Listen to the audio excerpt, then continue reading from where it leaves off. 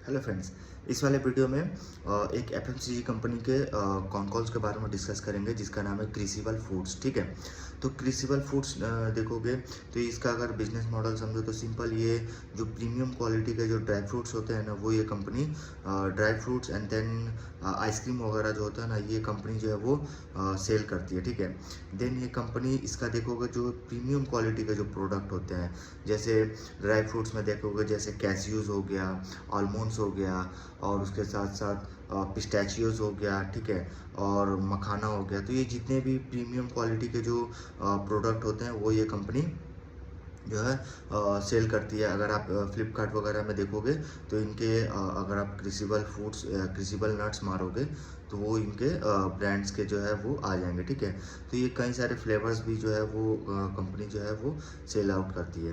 Than company जो है एक प्रीमियम क्वालिटी के प्रोडक्ट जो है वो सेल करती है। देन ये कंपनी जो है अपने प्रोडक्ट को जो है मतलब काफ़ी फोकस की हुई है अपने क्वालिटी को जो है वो प्रीमियम करने के लिए। ठीक है, देन ये कंपनी देखो तो ये कंपनी बता रही है कि ये कंपनी जो ऑपरेट्स करती है मतलब डुअल ब्रांड स्ट्रेटेजी, मतलब जैसे एक इनका क्रिसिबल नट्स हो गया, और ये जितने भी प्रीमियम क्वालिटी के जो ये प्रोडक्ट सेल करती है, ये क्रिसिबल नट्स ब्रांड से जो है ये सेल करती है। तो उस हिसाब से देखो तो कंपनी के दो डुअल ब्रांड स्ट्रेटेजी है। पहला क्रिसिबल नट्स है और दूसरा मेल्ट एंड मेलो, मतलब आइसक्रीम वाला जो है इनका ब्रांड है। ठीक है, देन कंपनी जो है अगर नट्स में देखोगे तो नट्स का जो बिजनेस है वो काफ़ी स्टेबल ईयर है। Around demand and cash flow, मतलब डिमांड एंड कैश फ्लो के हिसाब से देखो तो काफ़ी जो है वो स्टेबल ईयर जो है कंपनी प्रोवाइड कर रही है। और उसी के साथ साथ जो आइसक्रीम वाला जो सेगमेंट है वो देखोगे तो काफ़ी high growth and high potential and strong consumer engagement company का जो बिजनेस है वो ऑफर कर रही है। ठीक है, देन कंपनी देखो तो अगर एक साथ अगर देखो तो ये कंपनी जो एक साथ जो कंपनी बिजनेस कर रही है दोनों सेगमेंट में देखो, चाहे नट्स में हो मतलब क्रिसिबल नट्स एंड चाहे मिल्ट एंड मेलो आइसक्रीम, दोनों सेगमेंट में देखोगे तो काफ़ी मतलब एफएमसीजी प्लेटफॉर्म के हिसाब से देखो काफ़ी स्केलेबल मॉडल है। ठीक है, काफ़ी स्केलेबल एंड काफ़ी मतलब देखोगे तो कंजम्पशन स्पेस में देखोगे तो काफ़ी अच्छा इनका जो है वो स्केलेबल मॉडल है। और ऐसे भी देखोगे तो कंजम्पशन जो इंडिया का जो कंजम्पशन स्टोरी है वो काफ़ी स्ट्रॉन्ग है। ठीक है, और उस हिसाब से उस हिसाब से देखो तो ये कंपनी जो है जो ये कंपनी जैसे क्रिसिबल नट्स मतलब जो ड्राई फ्रूट्स वगैरह जो कंपनी सेल करती है वो काफ़ी प्रीमियम क्वालिटी के प्रोडक्ट होते हैं। और ये जो है अभी जो लोग अपने हेल्थ को कॉन्शियसनेस एंड हेल्थ को काफ़ी मेंटेन करने के लिए जो है ये सब प्रोडक्ट जो है वो यूज़ कर रहे हैं। क्योंकि अभी जो देखोगे तो लोग जो है अपने हेल्थ को मेंटेन करने के लिए एंड हेल्थ को और जो है अच्छे से मतलब बनाए रखने के लिए जो है काफ़ी सारे जो है ड्राई फ्रूट्स के जो आइटम होते हैं वो सारा कुछ जो है वो जो है वो मतलब ड्राई फ्रूट्स के आइटम जो है वो यूज़ कर रहे हैं। ठीक है, तो उस हिसाब से देखो तो इनके काफ़ी स्केलेबल मॉडल है। और इस हिसाब से ये कंपनी बता रही है कि अभी लोग जो है मतलब एक्चुअली क्या हुआ ना कि मार्केट भी देखोगे अनऑर्गेनाइज से ऑर्गेनाइज की तरफ मार्केट शिफ्ट हो रहा है। तो उस हिसाब से मैनेजमेंट बता रही है कि जो अभी मतलब जो पहले लूज़ की आइटम जो होते थे, लूज़ आइटम जो सेल आउट होते थे, वही अब जो है शिफ्ट होके ब्रांडेड एंड प्रीमियम की तरफ जो है मार्केट जा रहे हैं। ठीक है, तो उस हिसाब से वही मैनेजमेंट बता रही है कि मार्केट जो है अब अनऑर्गेनाइज से ऑर्गेनाइज की तरफ शिफ्ट हो रहा है। देन उसके बाद ये कंपनी जो है अपने जो है मतलब जो क्वालिटी है, जो प्रीमियम क्वालिटी हो गया और उसके साथ साथ हेल्थ क्वालिटी मतलब कन्वीनियंस, ये सारा कुछ को कॉम्बाइन मतलब प्रोडक्ट में देखोगे ना तो मतलब जो है इनका जो प्रेफरेंस है वो काफ़ी इंक्रीज़ हो रहा है। ठीक है, काफ़ी इंक्रीज़ हो रहा है। तो उस हिसाब से देखो तो यही मतलब बता रही है company with increasing preference for product that combine health, quality and convenience. Then similarly उसी तरह अगर आप आइसक्रीम में देखते हो, ये नट्स का था, अगर आप आइसक्रीम में देखते हो तो उसका मार्केट इंडिया में देखते हो तो ये एक्सपेक्टेड है कि ये 1.5 लाख करोड़ बाय 2034 तक जो है अप्रॉक्स ये एक्सपेक्टेड है कि वो हो जाएगा। मतलब आइसक्रीम सेगमेंट है उसका जो मार्केट है इंडिया में वो 2034 तक 1.5 लाख करोड़ का हो जाएगा, एक्सपेक्टेड है। तो उस हिसाब से देखो तो इनमें भी काफ़ी अच्छा ग्रोथ है। और ये कंपनी के देखो तो ये कंपनी प्लान कर रही है एक्चुअली मेल्ट एंड मेलो, मतलब मेलो एंड कंपनी जो है ये प्लान कर रही है कि अपने मतलब आइसक्रीम के बहुत सारे फ्रेंचाइजी स्टोर जो है कंपनी ओपन करने का प्लान कर रही है। एक्चुअली ये 25 stores, around 25 franchise own store जो है कंपनी प्लान कर रही है खोलने का। और ये कंपनी ऑपरेट जो करती है वो मेलो एंड कंपनी के ब्रांड से। और ये आइसक्रीम का जो आउटलेट है will be open in the current financial year at the Pune and Mumbai, ठीक है। देन कंपनी का जो डीप फ्रीजर का जो नेटवर्क है, वैसे देखोगे तो कंपनी का जो डीप फ्रीजर का जो नेटवर्क है वो ऑलरेडी 3000 प्लस से 15,000 प्लस का जो है वो एक्सपांड कर चुका है ड्यूरिंग FY26। और यही जो इन्वेस्टमेंट है, जो this continuous investment in deep freezer will further continue to expand in current FY27।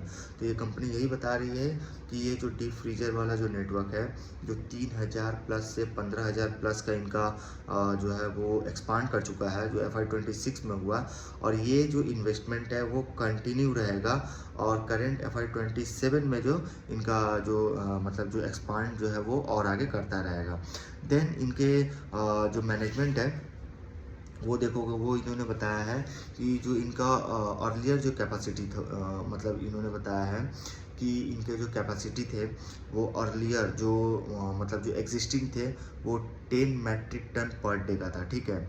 और मतलब जो फिनिश नट जो प्रोडक्शन है, तो नट प्रोडक्शन जो है वो 31 मार्च FY26 तक देखोगे तो इनका 10 मैट्रिक टन पर डे का था, ठीक है।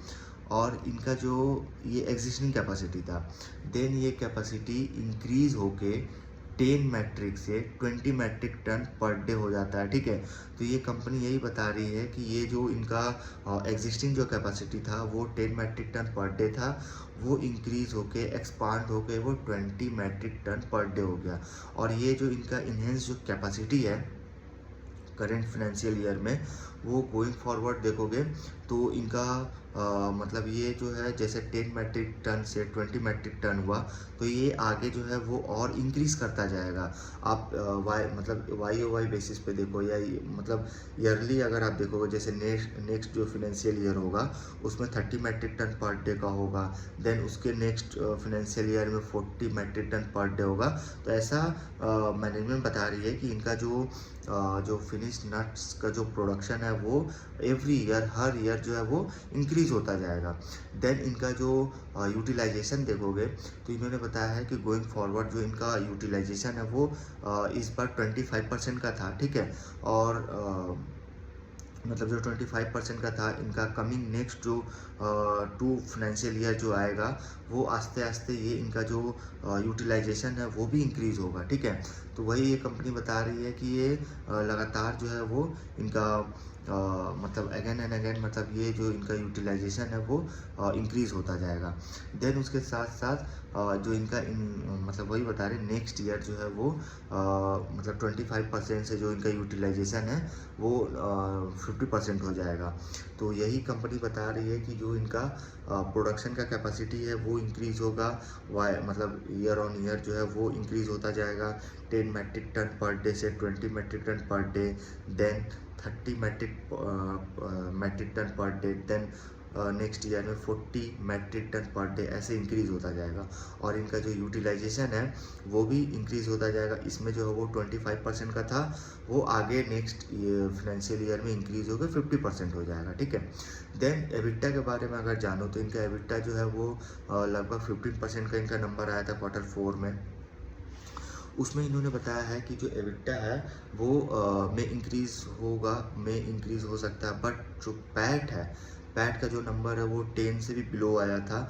लेकिन ये कंपनी जो मैनेजमेंट है वो बता रही है कि हम जो एबिटा और पैट दोनों को जो है वो आगे हम मेंटेन करके चलेंगे, क्योंकि इनका देखोगे जो इनका एक्चुअली एबिटा को ये तो मेंटेन कर रहे हैं, एक्चुअली उससे कहीं ज़्यादा इनको ये बता रहे हैं कि हमारा जो पैट है उसको मेंटेन करेंगे, क्योंकि पैट का लेवल जो है वो 10% से बिलो है। आगे जो है वो हम इसको मेंटेन करेंगे कि नेक्स्ट मतलब जो है वो 10% से बिलो ना जाए, ठीक है। तो उस हिसाब से हम आगे जो है वो इसको मेंटेन करेंगे। देन इनका मेन टारगेट यही है कि जो इनका मेन टारगेट है कि जो इनका पैट जो 10% से डाउन ना जाए, ठीक है। ये इनका मेन टारगेट है।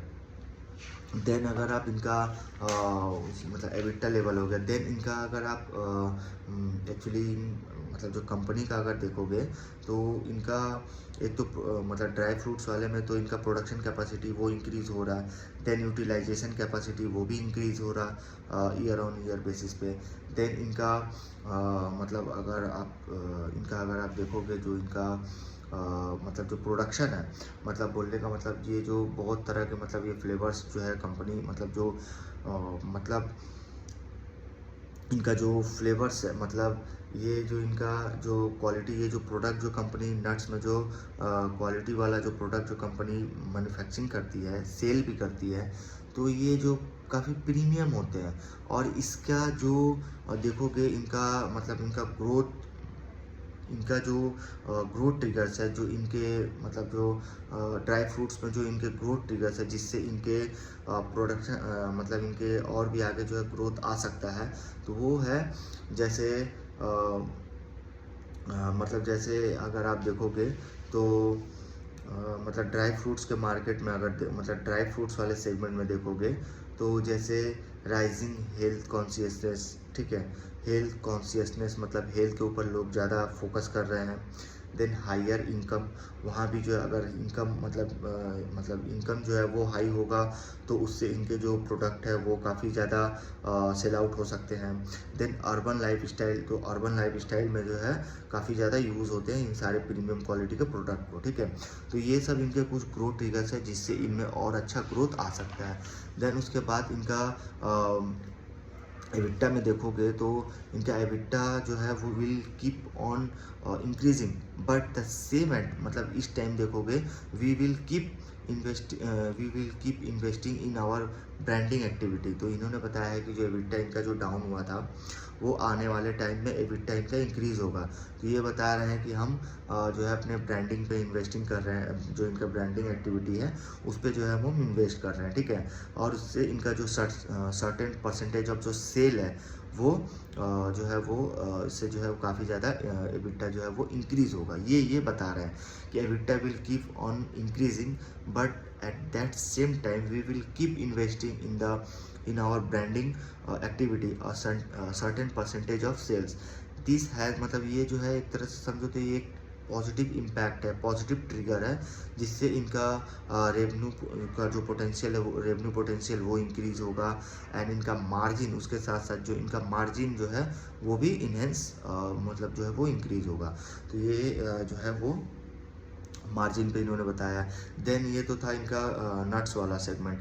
देन आइसक्रीम वाला सेगमेंट में अगर आप देखते हो तो इनका आइसक्रीम वाला सेगमेंट देखोगे जो इनका मेल्ट एंड मेलो ब्रांड से जो कंपनी सेल आउट करती है, तो इसमें देखोगे इनका आइसक्रीम वाला जो प्रोडक्शन कैपेसिटी है वो 1 लाख लीटर पर डे है, 1 लाख लीटर पर डे।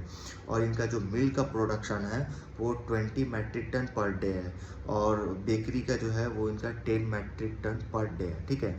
और ये तो इनका मेल्ट एंड मेलो मतलब आइसक्रीम वाला सेगमेंट है।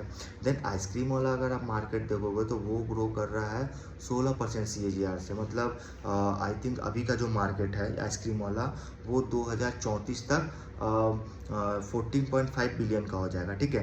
तो उस हिसाब से देखोगे तो इसमें भी काफ़ी ज़्यादा पोटेंशियल है इस वाले सेगमेंट में, आइसक्रीम वाले सेगमेंट में। और आइसक्रीम वाले सेगमेंट के साथ इनका जो ग्रोथ ट्रिगर्स है कि जैसे मतलब डिस्पोजेबल इनकम का इंक्रीज़ होना, देन प्रोडक्ट इनोवेशन, इससे इनके जो है वो इनके प्रोडक्ट में जो है काफ़ी ज़्यादा जो है ग्रोथ जो है वो आ सकता है, ठीक है। तो उस हिसाब से देखोगे तो इनका मतलब इनके भी ग्रोथ ट्रिगर्स वही थे कि rising disposable income and product innovation. Then उसके साथ साथ इन्होंने बताया है कि जो Q1 जो होता है ना मतलब आइसक्रीम वाले सेगमेंट में, तो Q1 and Q4 will be higher than Q2 and Q3, ठीक है। We are planning to start this, मतलब ये कंपनी बता रही है कि ये अपने जुलाई एंड अगस्त के मंथ में ये कंपनी प्लान कर रही है कि जो मुंबई एंड पुणे में जो कंपनी अपने आउटलेट जो है कंपनी प्लान कर रही है ओपन करने का, ठीक है। तो ये इनका एबिटा मार्जिन जो है वो इनका रीज़न था, जो एबिटा मार्जिन जो इनका डीप हुआ उसका रीज़न इन्होंने बताया है कि जो Q4 का जो प्रॉफिटेबिलिटी था इज़ ऑलवेज अंडर प्रेशर, ठीक है। सो रदर देन आप देखोगे तो इस ईयर का जो प्रॉफिटेबिलिटी था, अगर आप क्वार्टर वाइज अगर आप देखते हो, Q4 to Q4 देखते हो, तो जो इनका प्रॉफिटेबिलिटी था वो इंक्रीज़ हुआ है। देन Q4 जो होता है मोस्टली B2B जो है B2B का डिमांड होता है, जिससे क्या होता है कि जो इनका वेडिंग सीजन वगैरह जो होता है एंड जो इनका हम लोग वेडिंग सीजन एंड फंक्शन वगैरह जो होता है, ऑल दोस्त थिंग देखोगे उसमें काफ़ी ज़्यादा डिमांड रहता है, ठीक है। मोस्टली B2B डिमांड होता है। और उस हिसाब से देखोगे ये कंपनी ये भी बता रही है कि जो इनका इस बार जो क्या हुआ है, ये ESOP कॉस्ट भी जो है मतलब इनके मतलब जो आइसक्रीम वाला सेगमेंट में देखोगे तो काफ़ी ज़्यादा जो एबिटा जो डीप हुआ है उसमें इन्होंने बताया है कि जो ESOP कॉस्ट होता है वो डेबिट हुआ इनका 2.88 करोड़ का जो ESOP है वो डेबिट हुआ था, जिससे इनके मार्जिन वगैरह में जो है वो डीप आया है। देन डीप फ्रीजर देखोगे इज गोइंग अक्रॉस, मतलब देखोगे डीप फ्रीजर जो है उनका देखोगे तो मोटा मोटी जो एक्सपांसन है डीप फ्रीजर का वो अक्रॉस 5 स्टेट में, जैसे महाराष्ट्र, कर्नाटका, तेलंगाना, उसके साथ साथ आंध्र प्रदेश, ये सारे स्टेट में जो है इनका डीप फ्रीजर का एक्सपांसन है, ठीक है। ये इनका अगर आप देखो तो ओवरऑल इनका पूरा इनका कॉन कॉल्स था, ये सारे कॉन कॉल्स में हम सारा कुछ डिस्कस किए, ठीक है। तो काफ़ी अच्छी कंपनी है, काफ़ी छोटी कंपनी है, एक समझ लो तो एक प्रीमियम क्वालिटी का प्रोडक्ट जो है कंपनी सेल करती है, और जिससे ये काफ़ी हेल्थ कॉन्शियसनेस है और इसका डिमांड आगे और इंक्रीज़ होने वाला है, क्योंकि लोग जो है अपने हेल्थ पे काफ़ी ज़्यादा फोकस कर रहे हैं, ठीक है।